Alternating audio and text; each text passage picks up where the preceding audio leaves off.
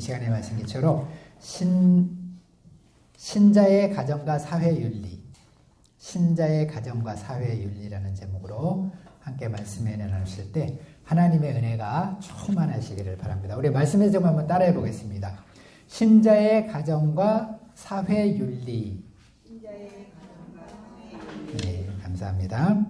자, 우리는 지금 4장부터 이제 신자의 새 생활에 대해서 살펴보고 있습니다. 우리가 정말 하나님으로부터 신령한 복을 받고 하나님의 자녀가 되고 또 하나님 나라를 상속받게 됐는데, 그렇다면 우리가 어떤 삶을 살아야 되는가 차례로 살펴보고 있습니다. 우리 지난주에는 부부 사이의 윤리에 대해서 살펴보았습니다. 이제 오늘 말씀은 계속해서 부모와 자녀와의 관계와 또 상전과 종 사이의 상호 윤리에 대한 내용입니다. 우리 고대 사회에서는 약자들에 대한 윤리가 사실상 전무했습니다.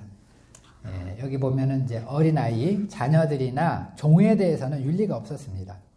그렇기 때문에 굉장히 그 대우가 열악했어요. 비인간적인 대우를 받았습니다. 그러나 이런 시대에 사도 바울은 이제 상호 윤리를 가르치고 있어요. 부모와 자녀 간의 윤리를 가르치지만 상호 간에 지켜야 된다. 상호 간의 윤리를 말하고 있고, 종과 상전과의 관계에 대해서도 상호 윤리를 가르쳐주고 있습니다. 자, 이 윤리는 이제 오늘날 우리들도 그대로 본받고 지켜야 될 말씀이라고 할 수가 있습니다. 오늘 말씀 통해서 올바른 부모와 자녀의 관계, 또 사회생활의 윤리를 잘 배울 수 있기를 기도합니다. 먼저 부모와 자녀 간의 윤리 1절에서 4절까지 내용입니다.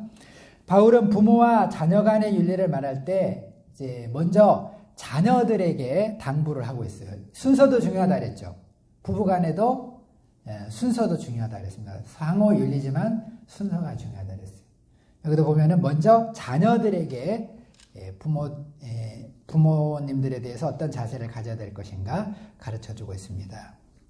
오늘 그러면 우리 자녀들이 부모에 대해서 가져야 될 자세가 무엇입니까? 오늘 말씀해 보면은 그 자세가 두 가지로 나와 있어요. 먼저는 순종입니다. 1절을 보시기 바랍니다. 자녀들아, 주 안에서 너희 부모에게 순종하라. 이것이 옳으니라. 우리 자녀들이 부모에게 가져야 될 가장 기본적인 자세는 순종이라고 말씀하고 있습니다. 여기서 이제 순종이란 말은 앞에서 이미 나왔죠. 이 순종이란 말은 휘파쿠오라는 말인데 직역하면 아래서 듣는다, 그런 뜻입니다. 아래서 듣는다. 그러니까 우리 부모님을 이제 나보다 위에 계신 분으로 그 권위를 인정하고 그의 기초에서 그의 말씀을 겸손하게 듣고 따르는 것을 말하는 것입니다. 우리 자녀가 부모의 말에 순종해야 되는 이유가 무엇입니까? 여러 가지가 있지만 두 가지만 생각해 보면, 먼저 부모는 자녀에게 하나님의 대리자 역할을 하고 있기 때문에 그렇습니다. 여러분, 우리 부모는 여러 면에서 자녀에게 하나님의 대리자 역할을 합니다. 하나님 대신에 자녀를 낳고 또 부양하고 양육합니다. 그렇기 때문에 자녀는 부모의 권위를 인정하고 하나님의 말씀에 순종하듯이 부모의 말에 순종해야 된다는 거예요. 1절에 보면은 순종하라 그러면서 이것이 옳다 그랬습니다. 이것이 바른 관계라는 거예요. 바른 자세라는 것입니다. 자녀이면서 부모에게 순종하지 않는 것은 하나님 보시기에 올바른 태도가 아니라는 거예요. 그렇기 때문에 기본적으로 순종을 해야 된다. 부모에게 순종해야 되는 두 번째 이유가 있습니다. 그것은 이제 부모는 자녀를 사랑하기 때문에 또 순종해야 됩니다. 세상에 부모만큼 자기 자녀를 사랑하는 사람은 없을 것입니다.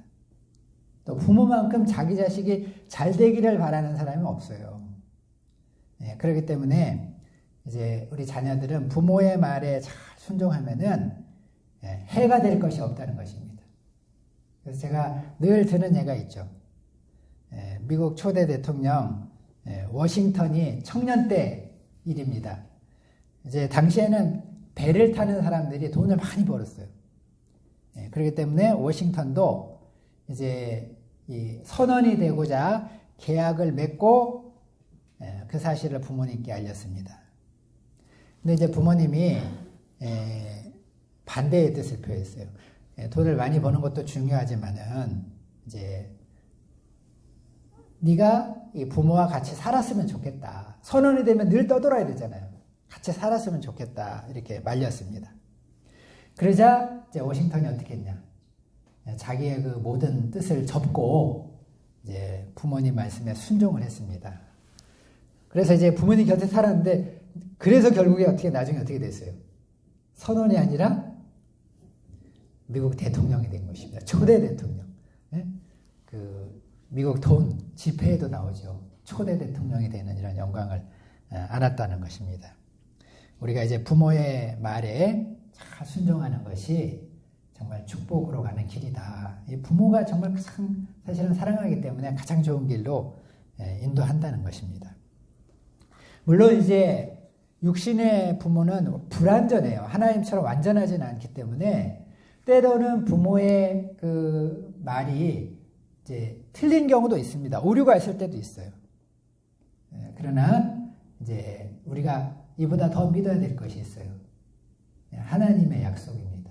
하나님께서 이렇게 명령하셨기 때문에 인간적으로 보기에 뭐 부분적으로 이제 잘못된 결과가 나올 수 있을지 몰라도 결국은 하나님께서 이런 사람을 책임져 주시고 축복해 주신다는 것입니다.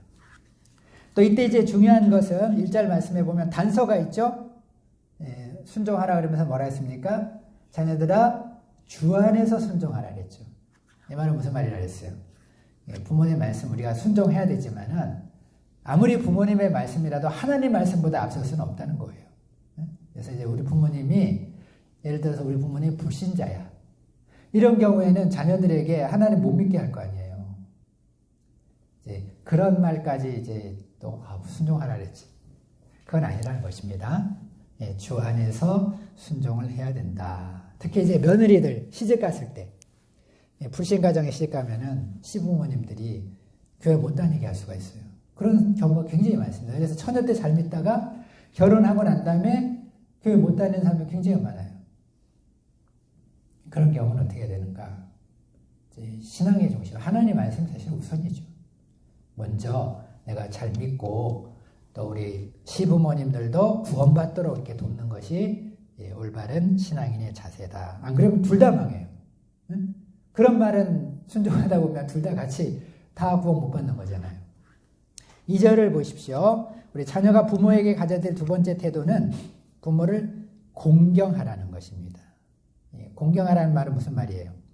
존경하여 잘 받들어 섬기라는 뜻입니다. 우리 동양적인 개념으로 말하면 효도하라는 뜻이에요. 우리 신자들은 말씀에 순종하는 것으로 끝나면 안 됩니다. 부모님 말씀 내가 잘 순종했다. 끝! 이렇게 생각하면 안 된다는 것입니다. 순종하는 것을 넘어서서 더 적극적으로 부모님을 잘 받들어서 섬겨야 된다. 공경해야 된다. 효를 다해야 된다. 효도해야 된다는 것입니다. 우리 옛말에 내리사랑이라는 말이 있습니다. 우리 부모가 자식을 사랑하는 것은 본능적이에요. 애쓰지 않아도 저절로 그렇게 돼 있습니다. 그러나 이제 자식이 부모를 공경하는 것은 자연스럽게 되는 것은 아니라는 것입니다. 왜냐하면은 우리가 타락했기 때문에 타락한 죄성 때문에 이제 자연스럽게 효도가 되는 건 아닙니다. 그렇기 때문에 우리 하나님께서도 이렇게 부모를 공경하라 가르치고 또 십계명에도 나와 있잖아요. 십계명에도 내 부모를 공경하라 이렇게 가르치고 있는 것입니다. 계명으로 정해주신 거예요. 이건 저절로 되지 않습니다. 굉장히 노력해야 된다는 거예요. 자기의 죄악된 본성을 부인하면서 이제 노력해야 된다는 것입니다. 우리가 하나님의 말씀 기억하고 부모 공경에 최선을 다하는 복된 자녀들이 되기를 기도합니다. 우리 2절과 3절을 보십시오. 부모 공경에는 약속이 있습니다. 어떤 약속이 있어요? 내 아버지와 어머니를 공경하라. 이것은 약속이 있는 첫 계명이니 이로써 내가 잘되고 땅에서 장수하리라. 그러니까 부모를 공경하면은 하나님께서 복을 주신다는 거예요. 잘 된다는 말이 복을 주신다는 말이에요. 복이라는 말이 잘 된다는 뜻이에요. 그러니까 부모를 공경하는 사람은 복을 받는다는 거예요. 복을 받고 이 땅에서 장수하게 될 것이다. 제가 늘 강조하죠. 주변에 있는 분들 보면요. 그 부모님께 효도를 이렇게 잘하는 사람들 보면요. 잘 돼요. 그런 사람들은 잘 돼. 잘 되고 또 장수도 하더라는 거예요. 장수의 비결도 부모님을 이렇게 잘 봉양하는 데 있다는 것입니다. 그래서 우리 주변에 보면 저도 유심히 이렇게 보면요. 부모를 잘 공경하는 분들이 있어요. 복을 받아요. 그래서 자기가 잘 되든지 자녀들이 잘 되든지 그렇습니다. 잘 됩니다. 다 이유가 있어요. 심지어는 불신자인데도 아직 믿음이 없는 사람도 효도 잘하는 사람은 하나님은 그런 사람들 다 보세요. 그런 사람도 복을 주십니다. 구원은 별도지만은 이 땅에서 복을 주시는 거예요. 후손들이 잘 되고 본인이 잘 되고 막 행복하게 되는 것입니다. 그렇기 때문에 우리가 부모를 잘 공경해야 되고 또 우리가 이상하게 하는 일이 잘 안 되고 나에게 자꾸 어려움이 닥친다. 그러면 우리가 세 가지를 항상 점검해 봐야 됩니다. 하나님께 대해서 내가 뭐가 잘못하고 있는 거니까. 첫 번째는 성수지. 내가 주일 잘 지키고 있는 거. 이건 기본이니까 이거 살펴봐야 되고. 두 번째는 내가 또 물질 생활 잘하고 있는가. 하나님 앞에 내가 11조 잘 드리고 있는가. 이거 점검해 봐야 됩니다. 그래서 세 번째가 그 부모 공경 잘하고 있는가. 이것도 살펴봐야 돼요. 부모는 그냥 내팽개치고 나몰라라 하면서 나는 막 신앙생활 잘하는 것 같아. 그리고 열심히 내가 뭔가를 하려고 그래. 잘 될 리가 없다는 것입니다. 우리가 이거 항상 살펴봐야 된다는 것입니다. 항상 점검하고 특별히 부모 공경 열심히 해서 정말 하나님께서 주시는 형통의 복을 누리는 저희들이 되기를 기도합니다. 우리 두 번째로 부모들이 자녀에게 가져야 될 자세도 있습니다. 상어 1절에 4절을 보시기 바랍니다. 이제 부모가 자녀에게 가져야 될 자세도 두 가지입니다. 먼저 첫째는 노엽게 하지 말라는 거예요. 4절 상반절 보시기 바랍니다. 또 아비들아 너희 자녀를 노엽게 하지 말고 그랬습니다. 우리 부모들이 자녀들에게 가져야 될 첫 번째 자세는 우리 자녀들을 노엽게 하면 안 된다. 이 노엽게 한다는 말은 아주 격분하게 한다. 분개하게 한다는 뜻이에요. 자녀들이 막 이렇게 화를 내도록 하지 말라는 것입니다. 우리 부모들은 제일 가까운 사람들이 가족들이잖아요. 우리는 가까운 사람들한테 마음을 너무 턱 놓기 쉬워요. 방심하기 쉬워요. 그래서 우리가 가장 가까운 부부 사이에 잘못하기 쉽고 함부로 대하기 쉽고 또 우리 자녀들에게 함부로 대하기가 쉽다는 것입니다. 내가 막 화난 일이 있어요. 그러면은 이제 다른 사람들한테는 이제 조심하죠. 함부로 하셨기 때문에. 근데 집에 들어오면은 이제 이게 좀 풀어져가지고 가까운 사람들한테는 막 자기 감정을 이렇게 풀어놓고 싶다는 것입니다. 그렇게 하면 안 된다는 거예요. 깨어 있어야 됩니다. 가족들에게도 조심을 해야 돼요. 오히려 가까운 사람들한테 더 잘해야 되겠죠. 임의로 주관하거나 제멋대로 감정대로 대하면 안 된다는 것입니다. 그러면 아무리 자녀들이라 할지라도 분노하게 되는 거예요. 아주 쓴뿌리를 품어요. 자녀들도 부모에 대해서 아주 쓴뿌리를 품고 막 복수를 다짐하게 됩니다.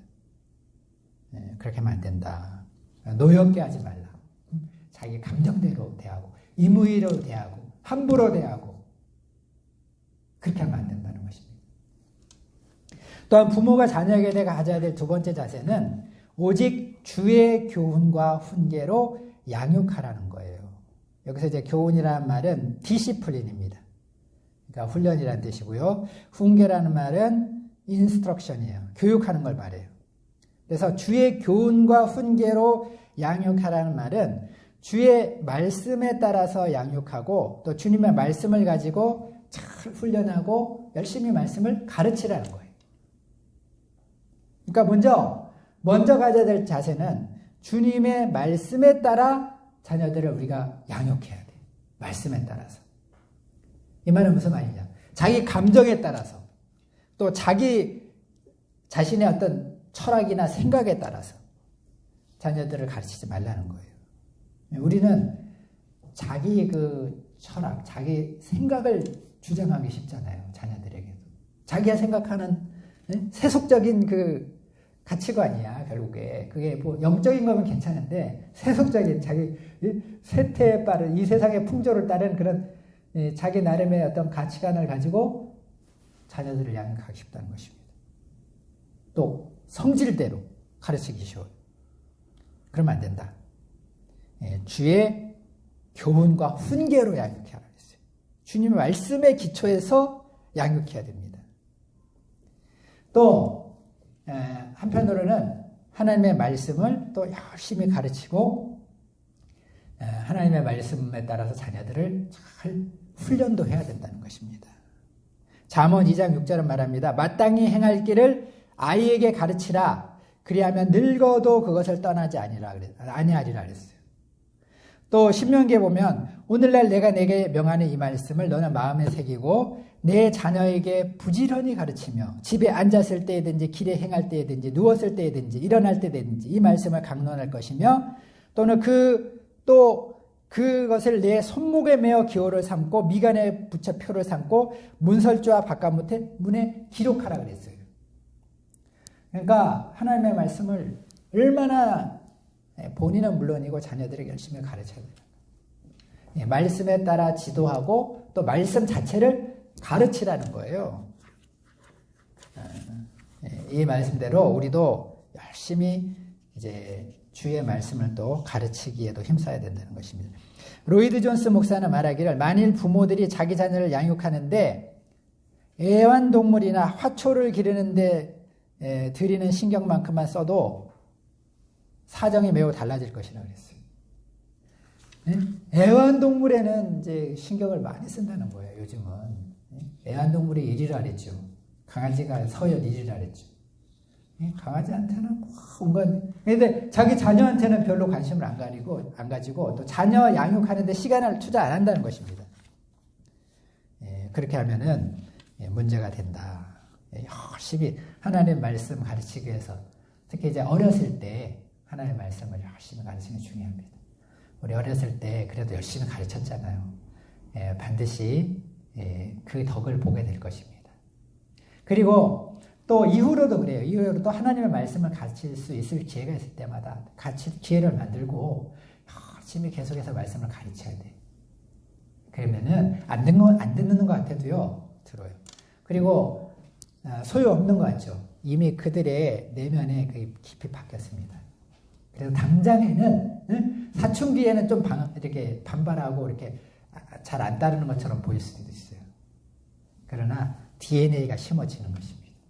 결국엔 하나님께로 다 돌아오게 돼 있어요. 때가 되면은 기도하고 기다리고 또 계속해서 열심히 또 말씀을 열심히 가르치면 됩니다.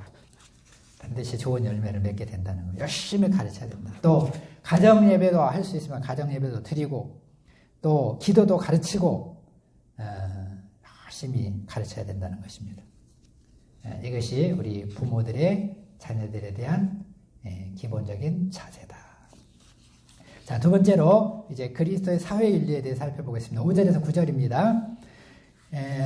사회윤리에 먼저 종들이 상전에게 가져야 될 자세입니다. 5절에서 8절입니다. 5절을 보십시오. 이번에도 종들에게 먼저 권면하고 있습니다. 종들아, 두려워하고 떨며 성실한 마음으로 육체의 상전에게 순종하기를 그리스도께 하라 그랬습니다. 이 말씀에 보면은 이제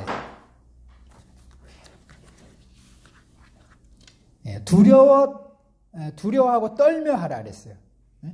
종들아, 두려워하고 떨며 성실한 마음으로 육체의 상전에게 순종해라. 여기서 두려워하며 떨며 하라는 말은 그 자기 상전, 자기보다 그 윗사람들, 상관들의 권위를 인정하라는 말이에요.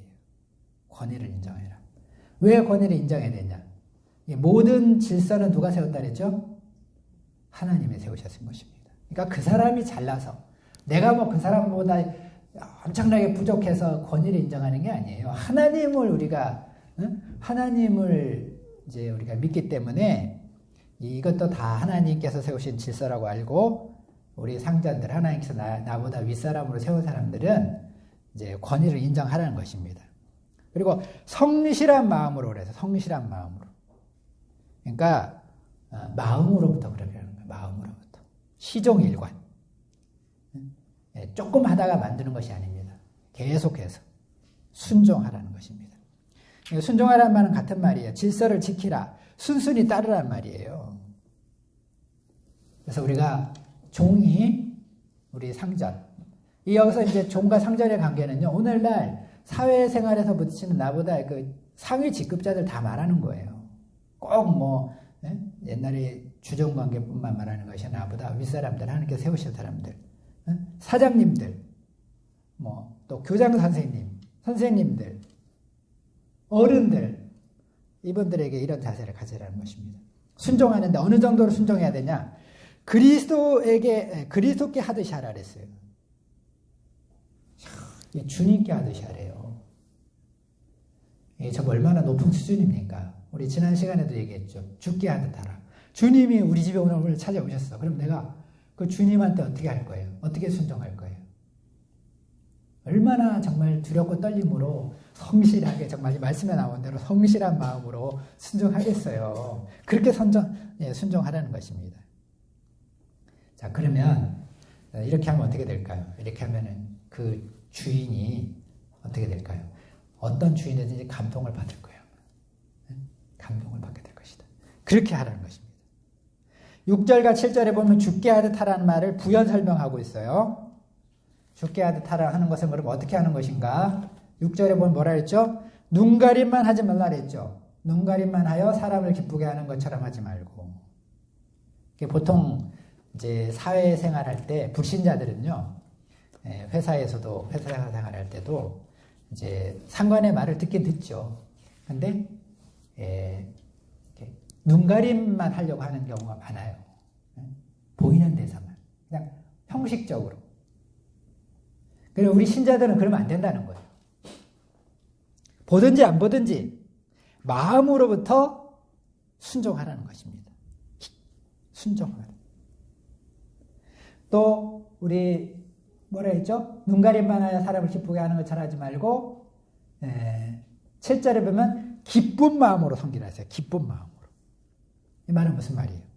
적극적으로, 긍정적으로, 자발적으로 이 윗사람들을 잘 섬기라는 거예요. 특별히 사람에게 하듯이 하지 말고 주님께 하듯이 하라 그랬습니다. 자, 이렇게 우리 신자들은 달라야 된다는 거예요.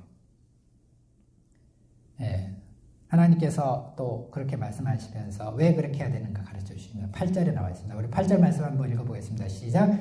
이는 각 사람이 무슨 선을 행하든지 종이나 자유인이나 주께로부터 그대로 받을 줄을 알미라. 왜 우리가 이렇게 해야 되는가? 하나님께서 갚아주신다는 거야. 그렇게 하면.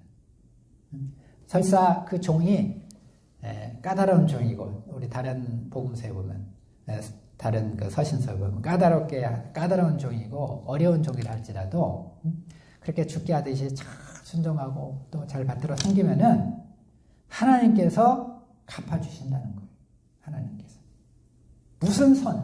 무슨 선을 행하든지 다 주께로부터 그대로 받게 된다는 것입니다. 우리가 사회생활할 때 우리 주인들 회사에서 어떻게 섬겨야 되는가? 정말 눈치만 살살 보고 눈가림만 하려고 그러면 안 된다는 것입니다. 정말 성심으로 신자들은 성심으로 내일 하듯이 내가 직원이지만 내일 하듯이 정말 막 하는 거예요. 그렇게 되면은 하나님께 영광이 되고 또 그 상전들도 결국에 인정하게 됩니다. 잘 될 수밖에 없어요. 이런 사람, 말씀에 순종한 사람. 그러면 상전들은 또 어떤 자세를 가져야 됩니까? 9절에 상호 1절이라 했죠. 9절에 보면 또 어떻게 나와 있습니다. 우리 9절도 읽어보겠습니다. 시작. 상전들아 너희도 그들에게 이와 같이 하고 위협을 그치라. 이는 그들과 너희의 상전이 하늘에 계시고 그에게는 사람을 외모로 취하는 일이 없는 줄 너희가 압니다. 그랬습니다. 상전들아, 이게 이제 특별한 거예요. 고대 시대에는 이런 높은 사람들에게는 뭐 요구가 없었어요. 근데 상호윤리입니다. 우리 기독교는 상호윤리. 너희들도 그들에게 이와 같이 하고, 이 말은 무슨 말이에요? 너희도 그들에게 이와 같이 하라. 어떻게 하라는 거예요? 이와 같이 하라는 말은. 죽게 하듯이 하라는 거예요. 죽게 하듯이 하라. 자기가 높은 사람이라고 막 군림하고 왕처럼, 세상의 왕들처럼, 높은 자처럼 막 그렇게 하면 안 된다는 것입니다. 상전들도 자기 심지어 종들에게도요, 죽게 하듯이 하는 거예요. 죽게 하듯이 하는 거예요. 놀라운 말 아니에요? 또 뭐라 그랬습니다. 위협을 그치라 그랬어요. 위협을 그치라. 옛날 성경 공갈을 그치라. 같은 말이에요. 겁주고 협박하지 말라는 거예요. 우리 이제 세상의 권세자들은 자기 밑에 사람들 복종시키기 위해서 제일 쉽게 쓰는 게 협박하는 거, 위협하는 거, 겁주는 거. 위협, 공포정치. 정치가들도 공포정치 있잖아요. 근데 이 공포, 겁으로 갖다 사람들, 겁줘가지고 사람들을 다스리려고 하는 리더십. 이것이 최하수예요. 제일 수준이 낮은 거예요. 이건 효과가 없어요. 당장에는 효과가 있는 거 같지만 효과가 없어요. 오히려 이제 부작용을 일으키게 돼요. 이게 심하게 되면은 폭발하게 되는 것입니다. 그러면서 이제 그 이유를 얘기해 주고 있습니다. 왜 그렇게 해야 되죠? 9절에 보면 뭐라 했습니까? 이는 그들과 너희의 상전이 하늘에 계신다 그랬어요. 이들에게도 상전이 있다는 거예요. 우리의 상전, 진정한 우리의 경배 대상이 되시고 우리를 다스려 주실 분, 우리가 존경할 분은 한 분밖에 없어요. 하나님이에요. 하나님께서 다 지켜보고 계신다는 것입니다. 그렇기 때문에 내가 좀 세상에서 하나님 필요에 의해서, 질서의 필요에 의해서 내가 높임을 받았다 그래가지고 사람들에게 막 군림하고 함부로 하고 이렇게 하면 안 된다는 것입니다. 특히 크리스천들은 그렇게 하면 안 된다는 거예요. 그 다음에 두 번째 이유가 뭐죠? 하나님은 사람을 외모로 보지 않으신다는 거예요. 하나님은 공평하신 분이라는 거예요. 공평해요. 뭐 상전이라고 세상에서 지위가 높다 해도 하나님께서 봐주시고 그런 거 없어요. 또 노예라 그래가지고 하나님께서 무시하지 않는다는 것입니다. 하나님은 공평하세요. 그냥 그런 위치라는 것은 하나님께서 이 세상을 섭리하시고 다스리시기 위해서 그냥 주신 하나의 질서, 직분에 불과한 거예요. 그것이 그 사람의 절대적인 어떤 높낮이가 아니에요. 존귀함의 표시가 아니라는 거예요. 다 마찬가지라는 거예요. 외모로 보시지 않는다는 것입니다. 그렇기 때문에 우리가 또 내가 설사 다른 사람들보다 조금 높은 직위에 따라가지고 아래 사람들을 막 하대하고 함부로 다루고 위협하고 협박하고 그렇게 하면은 문제가 됩니다. 우리 뉴스에도 보면은 중소기업 사장들 예전에 그런 뉴스 나왔었죠. 자기가 사장이라고 직원들을 막 엄청나게 괴롭히는 사람도 있었잖아요. 막 때리고 심지어는 때리고 막 기게 만들고 그 사람들 감옥 갔죠. 세상 법으로도 처벌을 받기도 하지만 하나님께는 피할 수가 없어요. 세상에서는 뭐 숨겨진 채로 지나갈 수 있어도 하나님께 다 벌을 받게 돼 있다는 것입니다. 오늘 이제 두 가지 경우에 걸쳐서 상호 관계에 대해서 살펴봤습니다. 근데 이 말씀이 하나님의 말씀이기 때문에 정말 순종하면요, 순종하면은 복을 받습니다. 또 순종하면은 천국이 이루어져요. 만약에 부모와 자녀 간에 하나님의 말씀대로 순종해 보세요. 부모는 부모대로 자녀는 그러면은 가정에 천국이 이루어질 거예요. 그렇겠죠? 직장도 마찬가지예요. 직장이 얼마나 힘든 곳입니까? 그러나 상전과 또 그 부하 직원이 성경의 원리대로 하면은 직장이 천국이 될 것이에요. 정말 하나님의 말씀이 얼마나 참 분명하고 또 참 확실한 자명한 진리인가 우리가 알 수가 있습니다. 우리가 오늘 말씀에 따라서 가정생활, 우리 자녀들, 부모와의 관계 이렇게 맺고 또 직장생활도 잘 감당해서 하나님께 영광을 돌리고 정말 하나님 믿는 사람은 다르다. 하나님께 영광이 돌려지는 이런 복된 성도들이 다 되기를 기도합니다. 다 같이 기도하겠습니다. 하나님 아버지 감사합니다. 귀한 에베소서 말씀 통해서 하나님께서 우리에게 베푸신 놀라운 은혜 가르쳐 주시고 뿐만 아니라 우리가 어떻게 살아야 되는가 우리 신자의 새 생활을 가르쳐 주시니 감사합니다. 오늘은 부모와 자녀의 관계, 종과 상전의 관계 배웠습니다. 정말 우리가 이 말씀대로 순종한다면 얼마나 큰 축복이 있겠습니까? 또 얼마나 이 땅에 행복이 임하겠습니까? 우리가 하나님의 말씀 잘 듣고 마음에 새기고 순종함으로 이 땅에 천국을 이루고 또 복을 받고 하나님께 영광을 돌리는 복된 자녀들이 다 될 수 있도록 은혜 내려주시옵기를 기도합니다. 감사합니다. 예수님의 이름으로 기도드립니다. 아멘. 예, 말씀에 응답하는 마음으로 찬송가